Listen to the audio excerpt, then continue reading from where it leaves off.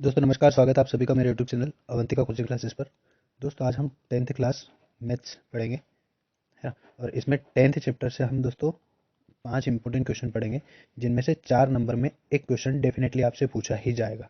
Okay दोस्तों, तो 5 question हम देखने वाले हैं। इन 5 में से दोस्तों आपके 4 नंबर मैं पक्के करने वाला हूँ, तो आप इन पाँचों क्वेश्चन को ध्यान से समझे, देखें और उतार लें, या फिर साथ साथ आप स्क्रीनशॉट लेते चले ताकि आपको रिवीजन करने में आसानी हो। ठीक है दोस्तों, चलिए बिना देर किए शुरू करते हैं हम पहला क्वेश्चन। तो दोस्तों पहला क्वेश्चन है, सिद्ध कीजिए कि बाहरी बिंदु से वृत्त पर खींची गई स्पर्श रेखाओं की लंबाई बराबर होती है। यानी prove that the length of tangent drawn from external point to a circle are equal. यानी दोस्तों मान लीजिए ये कोई एक वृत्त है। ओके, इसका केंद्र है ओ, और दोस्तों यहाँ पे अगर मैं कोई स्पर्श रेखाएं खींचता हूँ, एक स्पर्श रेखा ये और एक स्पर्श रेखा ये। ओके दोस्तों, इस पी को पी में इसे नाम दे देता हूँ, है ना। ये वृत्त का बाहरी बिंदु है पी, और यहाँ से स्पर्श रेखा खींची मैंने, एक ए पी और एक बी पी, या पी बी भी बोल सकते हो। ओके दोस्तों, तो मैं यहाँ पे क्या करता हूँ, ए से ओ को मिला देता हूँ, ओ से बी को मिला देता हूँ, और ओ से पी को मिला देता हूँ। ओके दोस्तों, इस प्रकार से हमारा चित्र तैयार है, आप देख सकते हैं। अब ये ए पी जो है ना, ये जो ए पी है स्पर्श रेखा, इसकी लंबाई मुझे किसके बराबर लाना है दोस्तों, पी बी के, यानी इस दूसरी वाली स्पर्श रेखा के बराबर लाना है। ओके दोस्तों, आशा करता हूँ क्वेश्चन आपको समझ में आ गया होगा। अब चलिए बढ़ते हैं हम क्वेश्चन की तरफ, है ना। तो चलिए सॉल्व करते हैं। देखिए दोस्तों, यहाँ पे एक तो पहला त्रिभुज ऊपर की तरफ दिख रहा है हमें, ओपी भुजा के ऊपर, और एक दूसरा त्रिभुज ओपी भुजा के नीचे की तरफ दिख रहा है। ओके, तो दोस्तों इन दोनों त्रिभुज को अगर मैं सर्वांग सम ले आता हूँ, तो इनके सभी संगत अवयव क्या हो जाएगा, बराबर हो जाएंगे। तो ऐसे में क्या होगा, एपी बराबर किसके हो जाएगा, पीबी के। तो दोस्तों सर्वांग सम लाने के लिए पहले मैं त्रिभुजों के नाम लिख लेता हूँ। एक तो मैं लिख लेता हूँ त्रिभुज ओ ए पी, तथा एक और त्रिभुज कौन सा दोस्तों, ओ बी पी में। ओके दोस्तों, in triangle O A P and O B P. Okay दोस्तों, तो इसमें हम देखते हैं क्या क्या चीज़ें कंपेयर करते हैं। तीन चीज़ें हमें कोई तीन कंपोनेंट्स बराबर लाने हैं। ओके, तो मैं इसकी ओ ए भुजा को इसकी ओ बी भुजा के बराबर लिख रहा हूँ।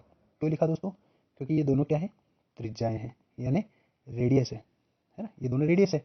ओके, इसलिए मैंने बराबर लिखा, क्योंकि एक ही वृत्त की दोनों त्रिज्या क्या होती है, बराबर होती है। ओके दोस्तों, यहाँ तक आशा करता हूँ आपको समझ में आया होगा। अब देखिए दोस्तों, ये जो है ये वृत्त की त्रिज्या है। ओके, ये वृत्त की त्रिज्या जो है इस स्पर्श बिंदु पे क्या होती है दोस्तों, परपेंडिकुलर होती है, यानी लंब होती है। यानी ये कोण कितने डिग्री का हो जाएगा दोस्तों, 90 डिग्री का हो जाएगा। ओके, एज इट इज ये भी त्रिज्या है ना, वो भी। तो यहाँ पे जो कोण बनेगा दोस्तों, ये भी कितने डिग्री का हो जाएगा, 90 डिग्री का। तो मैं यहाँ पे नाम लिख देता हूँ, ओ ए पी बराबर हो जाएगा एंगल ओ बी पी के। क्यों हो जाएगा दोस्तों, क्योंकि बोथ 90 डिग्री, यानी दोनों जो है कितने डिग्री के दोस्तों, 90 डिग्री के। ओके, अगला देखिए दोस्तों, ओपी भुजा जो है, ये जो बीच में ओपी भुजा जा रही है ना, ये ओपी भुजा ऊपर वाले त्रिभुज में भी आ रही है और नीचे वाले त्रिभुज में भी आ रही है। तो इसको क्या लिखेंगे दोस्तों, हम कॉमन साइड लिखेंगे। ओके, यानी उभयनिष्ठ भुजा लिखेंगे। ठीक है दोस्तों, आशा करता हूँ यहाँ तक आपको समझ में आया होगा। दोस्तों तीन कंपोनेंट में बराबर लेके आ गया हूँ। ओके, अब देख लेते हैं तीन कंपोनेंट है कौन कौन से। तो सबसे पहला तो दोस्तों राइट एंगल है, यानी समकोण त्रिभुज है।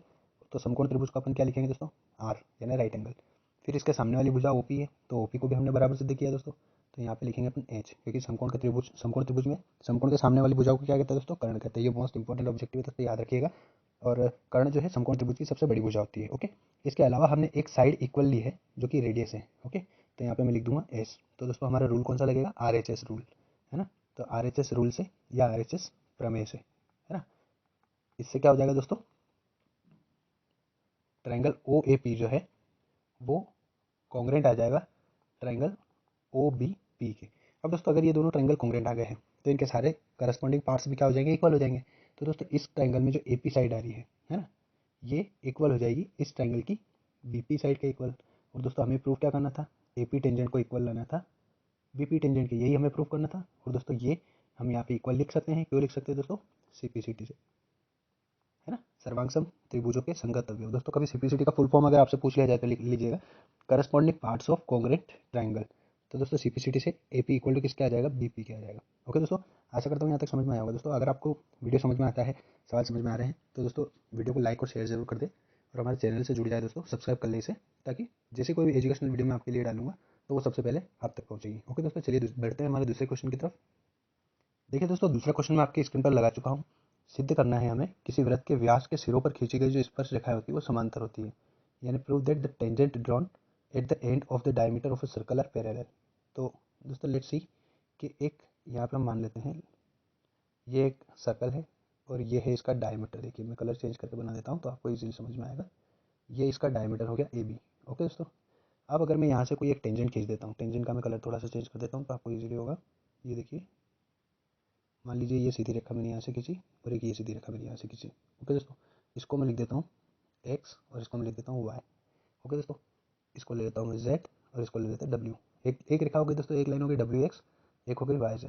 ओके दोस्तों, और ये भी क्या हो गया दोस्तों, डायमीटर हो गया। अब हमें क्या करना है, wx को पैरेलल बताना है yz के, ये हमें सिद्ध करना है दोस्तों। ओके, ये हमें सिद्ध करना है, यानी प्रूव करना है, ये प्रूव करना है हमें। ओके दोस्तों, तो चलिए शुरू करते हैं। इसके लिए क्या करेंगे दोस्तों, देखिएगा ध्यान से। सिंपल सा सवाल है और बहुत ही इंपॉर्टेंट सवाल है दोस्तों। यहाँ पे हमें पता है दोस्तों, एक रूल होता है। रूल क्या होता है कि ये जो सेंटर है हमारा क्या है, ओ है। तो ओ ए यानी रेडियस जो है वो परपेंडिकुलर होती है किसके ऊपर दोस्तों, पॉइंट ऑफ कॉन्टेक्ट पर।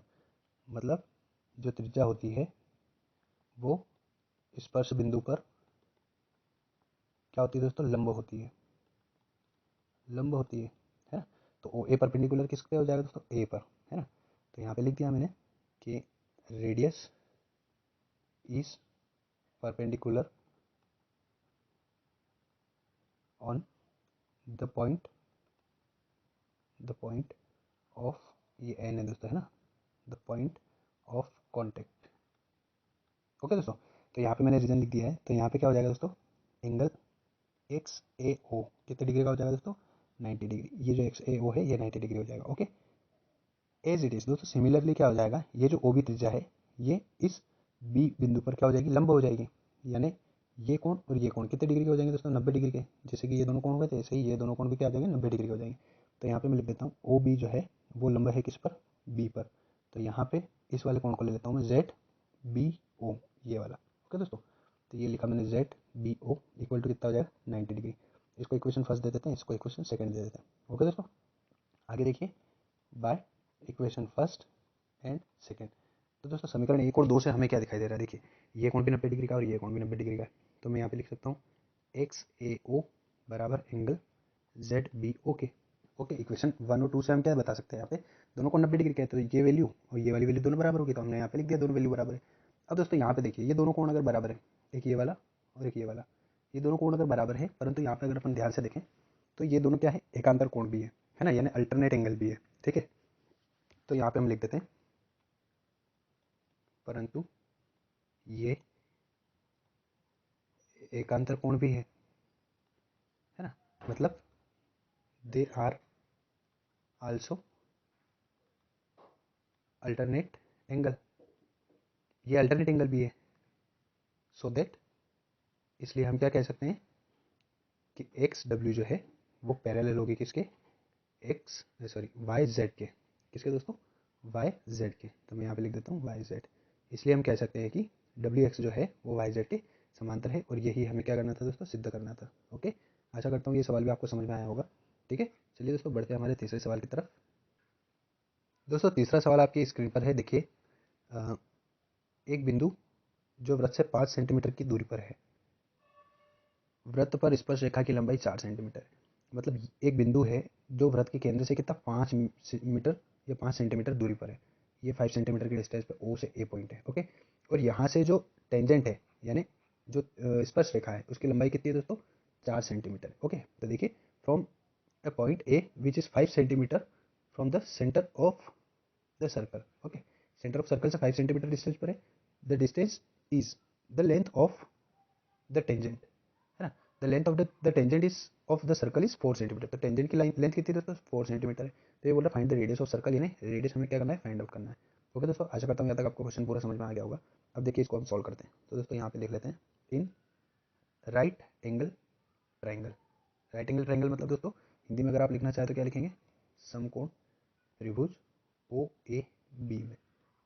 ठीक है, तो ओ ए बी में क्या करेंगे दोस्तों, बाय पीजीपी यानी पाइथागोरस प्रमेय से। अगर हिंदी मीडियम वाले हैं तो आप ये लिखें पाइथागोरस प्रमेय से। ठीक है, पाइथागोरस प्रमेय क्या कहता है दोस्तों, H square equal to B square plus P square. Hindi में है तो आप लिखें कर्ण का वर्ग बराबर आधार का वर्ग प्लस लंब का वर्ग। ओके दोस्तों, आशा करता हूँ यहाँ तक आपको समझ में आया होगा। अब दोस्तों देखिए कर्ण क्या दिया हमारा, कर्ण सबसे बड़ी भुजा होती है।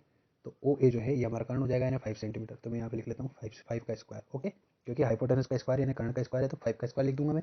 अब आधार क्या है दोस्तों हमारा, देखिए आधार दिया हमारा ए बी। तो मैंने लिखा ए बी कितना है दोस्तों, 4 है। तो मैं यहाँ पे सिंपली लिख लेता हूँ 4। ओके दोस्तों, ए बी ना लिखते हुए मैं डायरेक्ट लिख लूँगा 4 का स्क्वायर प्लस लंब कितना है दोस्तों ओ बी, ये हमें निकालना है, तो ओ बी का स्क्वायर लिखा। ओके, 5 का स्क्वायर हो जाएगा दोस्तों 25, 4 का स्क्वायर हो जाएगा 16। दोस्तों 4 का गुणा 2 में नहीं कर, 2 में करके 8 नहीं लिखना है, 4 स्क्वायर है तो इसको क्या लिखेंगे 4 इंटू 4 यानी 16 आंसर आएगा दोस्तों। ओके, तो यहाँ पे 16 लिखा हमने, प्लस ओ बी का स्क्वायर है तो ये लिखा हमने ओ बी स्क्वायर।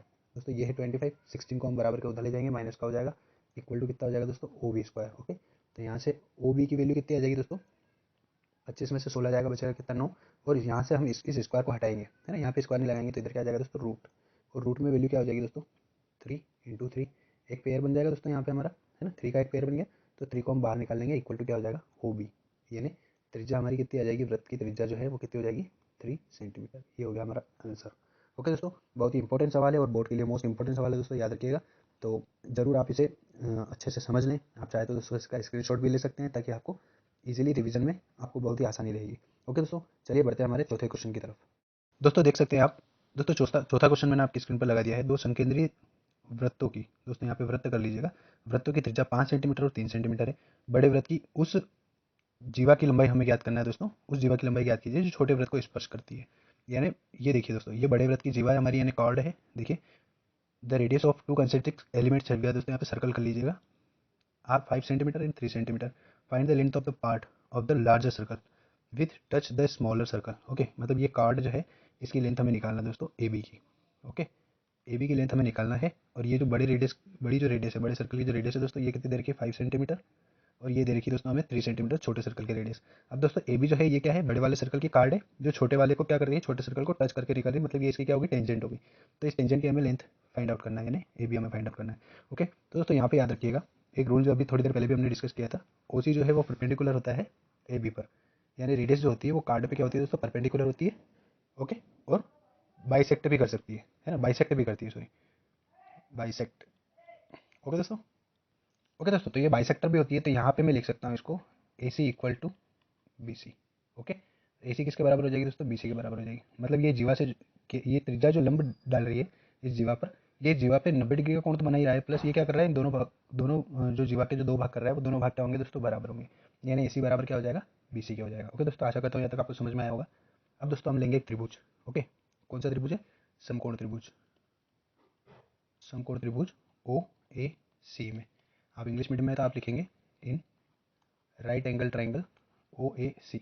ओके दोस्तों, चलिए इस ट्राइंगल में हमें क्या करना है दोस्तों, राइट एंगल ट्राइंगल जहाँ पे भी दिया रहेगा हमें हमें इजीली पीजीटी लगाना है दोस्तों, क्या लगाना है पीजीटी यानी पाइथागोरस प्रमेय, आप हिंदी मीडियम में तो लिखे पाइथागोरस प्रमेय से। ओके दोस्तों, अब पाइथागोरस प्रमेय क्या कहता है दोस्तों अपना, H square equal to B square plus P square, यानी कर्ण का वर्ग बराबर होता है आधार का वर्ग प्लस लंब का वर्ग। ओके दोस्तों, तो मैं कर्ण लिख देता हूँ, कितना 5 है, ये लिखा मैंने 5 का स्क्वायर इक्वल टू क्या हो जाएगा दोस्तों आधार, यानी बेस लिखना है, बेस कितना है दोस्तों ए सी, तो ए सी हमें फाइंड आउट करना है, तो ए सी का स्क्वायर लिखेंगे, प्लस लंब यानी परपेंडिकुलर कितना दिया दोस्तों 3 दिया है, तो हम यहाँ पे लिख देंगे 3 का स्क्वायर, 5 का स्क्वायर हो जाएगा दोस्तों 25 इक्वल टू ए सी का ए सी, प्लस 3 का स्क्वायर हो जाएगा दोस्तों 9, ये हो जाएगा ए सी स्क्वायर इक्वल टू 25 इधर है दोस्तों, 9 को हम बराबर के उधर ले जाएंगे तो 9 हो जाएगा माइनस का, सिंपली हमारा आंसर आ जाएगा 16 equal to A C square.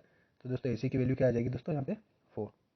Okay, क्योंकि इधर से स्क्वायर हटेगा तो 16 के ऊपर क्या लग जाएगा दोस्तों रूट लग जाएगा, और 16 रूट की वैल्यू क्या होती है दोस्तों 4 होती है। ओके, आशा करता हूँ यहाँ तक आपको समझ में आया होगा दोस्तों, एसी की वैल्यू हमारे पास आ गई है। अब हमें निकालना क्या है दोस्तों, ए बी निकालना है। ओके, ए बी निकालना है, तो ए बी निकालने के लिए हम क्या करेंगे दोस्तों, यहाँ पे लिख देता हूँ ए बी इक्वल टू क्या हो जाएगा ए सी प्लस बी सी।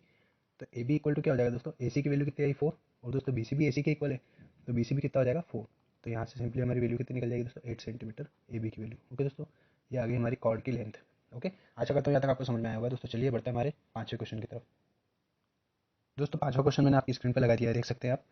सीधे कीजिए कि स्पर्श बिंदु से स्पर्श रेखा पर खींचा गया लंब जो है वृत्त के केंद्र से होकर जाता है। ओके दोस्तों, यानी prove that the perpendicular draw from the point of contact to the tangent line passes through the centre of the circle.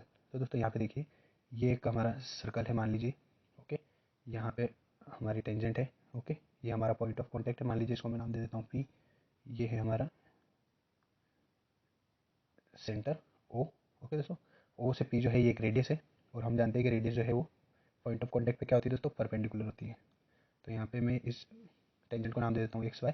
तो दोस्तों ओ पी जो है ये परपेंडिकुलर है किस पर, पी पर, और हमें प्रूफ क्या करना है दोस्तों कि जो भी हम परपेंडिकुलर खींचेंगे यहाँ पर वो इस पी पॉइंट पर, ओके, देखिए अगर इस पी पॉइंट पे मैं कोई भी परपेंडिकुलर खींचता हूँ तो वो हमेशा कहाँ से होके पास होगा, सेंटर से होके ही पास होगा, ये हमें बताना है, सेंटर से होके ही गुजरेगा। तो दोस्तों इसके लिए हम क्या करेंगे, इसका उल्टा हमें मानना पड़ेगा। तो हम क्या लेंगे, माना कि एम पी, माना कि एम पी एक लाइन है ना, जो कि पॉइंट ऑफ कॉन्टेक्ट पर क्या है, परपेंडिकुलर है ना। तो यहाँ पे लिखते हैं हम, माना एम पी परपेंडिकुलर है पी पर, और जो केंद्र से होकर नहीं जाती है। ओके दोस्तों, बड़ी आसान सरल शब्दों में सिखाना चाहता हूँ दोस्तों। देखिएगा, लेट, इंग्लिश मीडियम वाले क्या लिखेंगे दोस्तों, let M P perpendicular P which not passes through centre. Okay दोस्तों, अब देखिए अगर हमने इसको परपेंडिकुलर माना है, ओके दोस्तों, अगर हमने इसको परपेंडिकुलर माना है तो ये एंगल कितने का बनाएगी, 90 डिग्री का बनाएगी। तो यहाँ पे एंगल एम पी वाई, ये जो एंगल है दोस्तों, ये कितना होना चाहिए, 90 डिग्री होना चाहिए, है ना। Okay, as it is O P जो है, ओ पी, ये परपेंडिकुलर किस पर है दोस्तों, पी पर है। ओके, तो यहाँ पे मैं क्या लिख सकता हूँ, ओ पी वाई एंगल जो है, ओ पी वाई एंगल, ये कितना हो जाएगा दोस्तों, 90 डिग्री हो जाएगा, ये भी 90 डिग्री हो जाएगा और ये भी 90 डिग्री हो जाएगा। ओके, तो इसको मैं देता हूँ इक्वेशन नंबर 1, इसको देता हूँ इक्वेशन नंबर 2। ओके दोस्तों, आगे देखिएगा, आगे मैं लिख देता हूँ कि इक्वेशन 1 और 2 से क्या लिख सकते हैं दोस्तों, एम पी वाई इक्वल किसके हो जाएगा, एंगल ओ पी वाई के।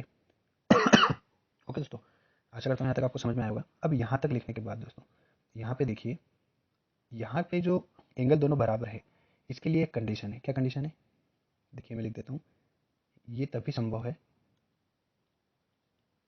जब ओ पी तथा एम पी दोनों संगत रेखाएं हो। ओके दोस्तों, इंग्लिश मीडियम में अगर आप है तो आप क्या लिखेंगे, it is only possible when O P and M P are coincident line. Okay, और इतना लिखने के बाद दोस्तों आपको यहाँ पे लिख देना है, अतः सिद्ध होता है कि स्पर्श बिंदु से स्पर्श रेखा पर खींचा गया लंब वृत्त के केंद्र से होकर जाता है। ओके दोस्तों, ठीक है। और इंग्लिश मीडियम में अगर आप है तो इसके बाद आप क्या लिखेंगे, इतना लिखने के बाद दोस्तों, है ना, इतना लिखने के बाद आपको यहाँ पे क्या लिखना है कि हैंस प्रूव्ड द परपेंडिकुलर, यहाँ से लिखना है, the perpendicular drawn from the point of contact to the tangent line passes through the centre of the circle. Okay दोस्तों, यहाँ से लिख देना है आपको, हैंस प्रूव करके। ओके, आशा करता हूँ आपको समझ में आएगा दोस्तों। ये पांचवा क्वेश्चन भी प्रीवियस ईयर का क्वेश्चन है दोस्तों, बहुत बार पूछा गया है। और दोस्तों इसी के साथ हमारा वीडियो पूरा होता है। 5 इंपॉर्टेंट क्वेश्चन हमने पढ़े हैं चैप्टर 10 के। तो दोस्तों आशा करता हूँ वीडियो आपको अच्छा लगा होगा। अगर आपको वीडियो पसंद आया है तो वीडियो को लाइक और शेयर जरूर करें, और दोस्तों चैनल को जरूर सब्सक्राइब कर लें, ताकि जैसे ही मैं कोई ऐसी एजुकेशनल वीडियो डालूंगा तो वो सबसे पहले आप तक पहुंचेगी। ओके दोस्तों, मिलते हैं अगले वीडियो में, तब तक के लिए धन्यवाद।